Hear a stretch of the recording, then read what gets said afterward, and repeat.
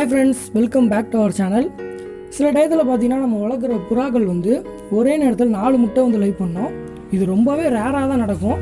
சில பேர் கேஜில் இது நடந்திருக்கலாம், அப்படி இல்லைனா ஃப்ரெண்ட்ஸ் யாராவது சொல்லி கேள்விப்பட்டிருக்கலாம். சில பேருக்கு இது தெரியவே தெரியாது, முக்கியமாக புதுசாக புறா வளர்க்குறவங்களுக்கு. ஸோ அவங்களுக்கான ஒரு வீடியோ தான் அது. முடிஞ்சாலும் இந்த வீடியோ ஸ்கிப் பண்ணாமல் பாருங்கள். ஸோ ஸ்டார்டிங்கில் புறா வளர்க்கும்போது எனக்குமே இந்த விஷயம் கொஞ்சம் புதுசாக தான் இருந்துச்சு. ஸோ புறா வளர்க்குற எல்லாருக்குமே தெரியும், அதிகபட்சமாக புறாக்கள் பார்த்திங்கன்னா 2 முட்டை தான் லை பண்ணும் அப்படின்னு. ஸோ அப்போ அந்த 4 முட்டை எப்படி வந்துச்சுன்னு கேட்டிங்கன்னா, ஒரு புறா 4 முட்டை வைக்க வாய்ப்பே இல்லை. 2 புறா சேர்ந்து 4 முட்டை லை பண்ணும்.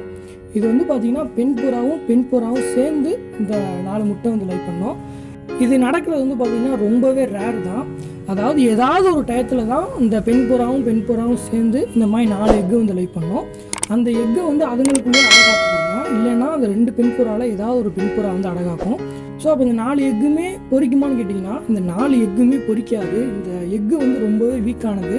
ஏன்னா அது பார்த்திங்கன்னா 2 பெண் புறா சேர்ந்து எக்கு லை பண்ணியிருக்குன்றப்போ இந்த எக்ஸ்லாம் பார்த்திங்கன்னா பொரிக்காது, எல்லாமே வேஸ்ட்டு தான். இந்த விஷயம் சில பேருக்கு தெரியாமல் இருக்கிறது காரணம் பார்த்திங்கன்னா இதுதான். ஏன்னா அது ரொம்பவே ரேராக நடக்கக்கூடியது, எல்லாத்துலேயுமே நடக்காது. மோஸ்ட்லி பார்த்திங்கன்னா இந்த மாதிரி எக்கு லை பண்ணுற புறாக்கள் அதாவது பெண் புறாவும் சேர்ந்து எக்கு லை பண்ண போகுது அப்படின்னா, அதுக்கு முன்னாடி அது ரெண்டுமே பேராக சுற்றிட்டு இருக்குங்க. வெளியேனாலும் சரி, கேஜுக்குள்ளனாலும் சரி, பேராகவே இருக்கும். ஸோ இந்த மாதிரி பேர் உங்கள் கேஜில் இருக்கிறத பார்த்தீங்கன்னா டக்குன்னு செப்பரேட் பண்ணிடுவோம். ஏன்னா அந்த மாதிரி எக்கு லை பண்ணிடும். அந்த எக்கு வேஸ்ட்டு தான், சுத்தமாக பொரிக்காது. அதனால நமக்கு டைமும் வேஸ்ட் ஆகும். ஸோ அப்போ இந்த எக்கெல்லாம் பார்த்திங்கன்னா வேஸ்ட்டு தானே. இந்த மாதிரி 4 எக்கு இருக்கிறத பார்த்தா தூக்கி போட்டுடலாமா அப்படின்னு கேட்டிங்கன்னா, தூக்கி போட்டுறக்கூடாது. இதுக்கு இன்னொரு ரீசன் இருக்குது. 2 பெண் புறாவும் விருப்பப்பட்டு எக்கு லை பண்ணுறது பார்த்திங்கன்னா முட்டை வேஸ்ட்டாக தான் போகும், பொரிக்காது.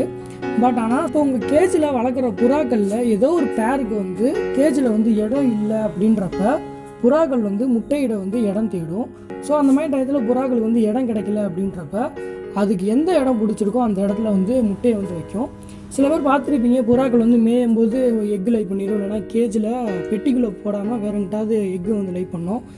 ஸோ அதுக்கெலாம் ரீசன் பார்த்திங்கன்னா இதுதான். எந்த இடம் பிடிச்சிருக்கோ அந்த இடத்துல தான் எக்கு லை பண்ணோம்.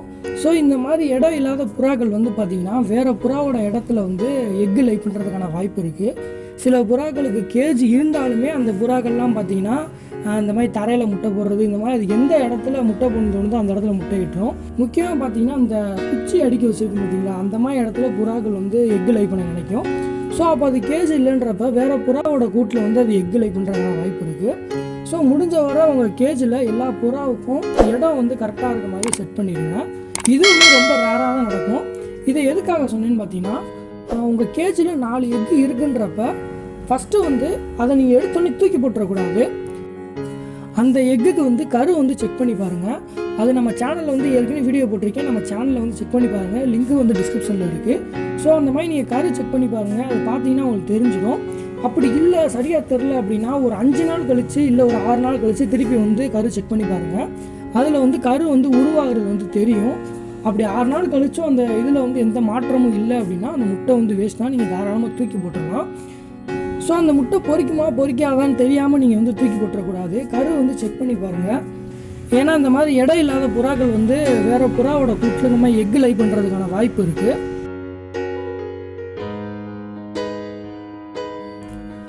அடுத்து நீங்கள் கரு செக் பண்ணதில் எல்லா முட்டையும் பார்த்தீங்கன்னா பொரிக்கக்கூடிய திறன் இருக்குன்றப்ப ஒரு புறாவால் 4 முட்டையை அடகாத்து குஞ்சு பொரிக்க வைக்க முடியுமா? அப்படியே குஞ்சு பொரிச்சாலும் அந்த குஞ்சை காப்பாற்ற முடியுமான்னு கேட்டிங்கன்னா அது ரொம்ப ரொம்ப கஷ்டம்.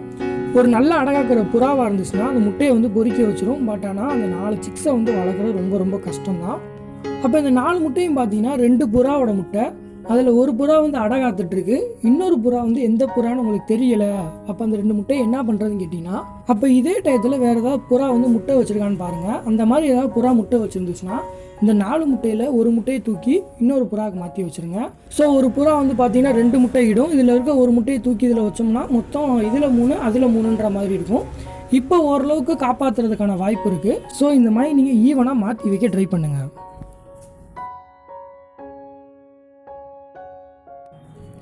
சரி, ஓகே ஃப்ரெண்ட்ஸ், அவ்வளோதான் இந்த வீடியோ.